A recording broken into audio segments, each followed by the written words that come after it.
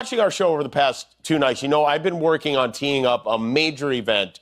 I think it could be bigger than the Super Bowl and Jake Paul fighting Dick Van Dyke combined. It could be very big.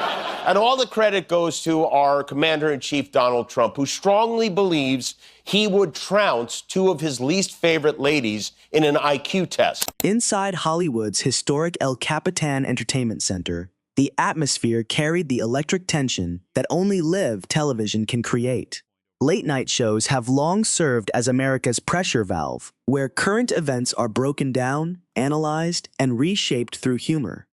But on this particular night, Jimmy Kimmel wasn't aiming for a standard opening monologue. Instead, he was preparing to challenge a long-standing narrative Donald Trump had promoted for years, that he was not just intelligent, but a certified genius. Days earlier, Trump had once again leaned into that claim at a rally, insisting he had excelled on a cognitive test and daring others to match it.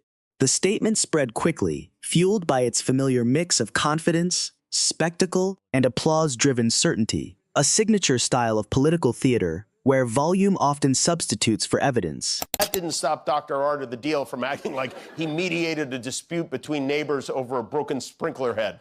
I think they liked each other a lot. I spent time with them. I think they liked some people may be surprised. I really do. I think they've spent a lot of time. When Kimmel stepped onto the stage, he bypassed the usual warm-up entirely. There were no jokes, no playful banter. Instead, he sat at his desk, looked directly into the camera, and allowed a deliberate pause to settle over the room, signaling a shift in tone. "We hear a lot about the former president's brain," he said. "The best brain, the stable genius brain, and this test he talks about like it's Mensa-level brilliance."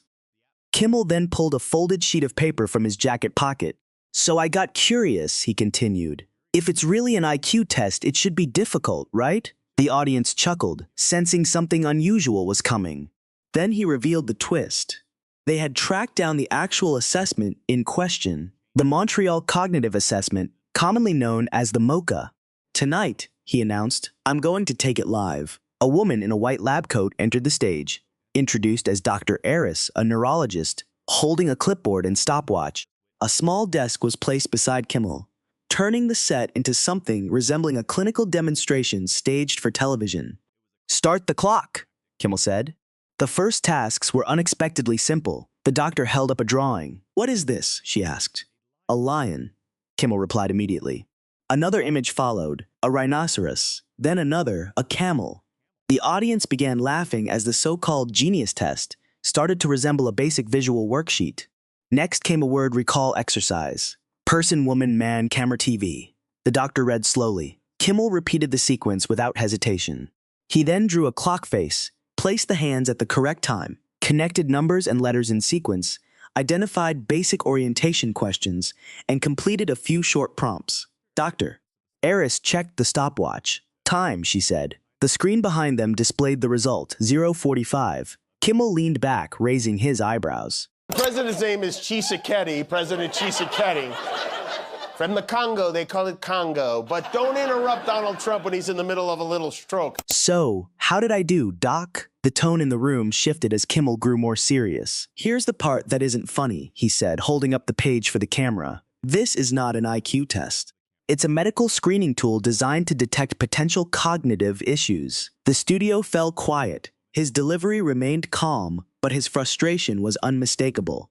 "Recognizing a camel doesn't make someone a genius," he continued, remembering a few words like camera and TV. "While sitting in front of a camera and a TV doesn't make someone exceptional.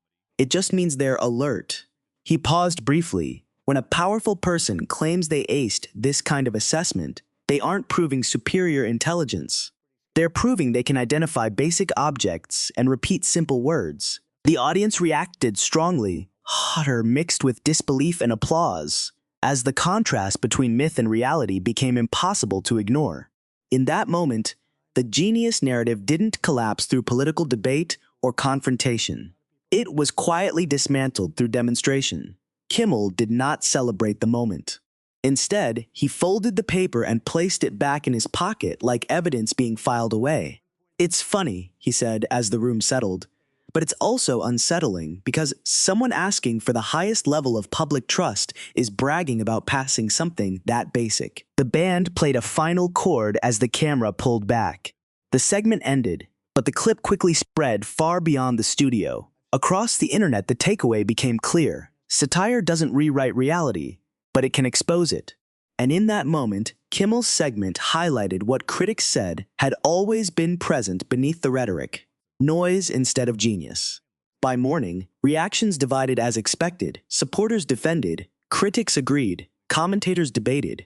But one line kept resurfacing everywhere: passing a screening test isn't brilliance,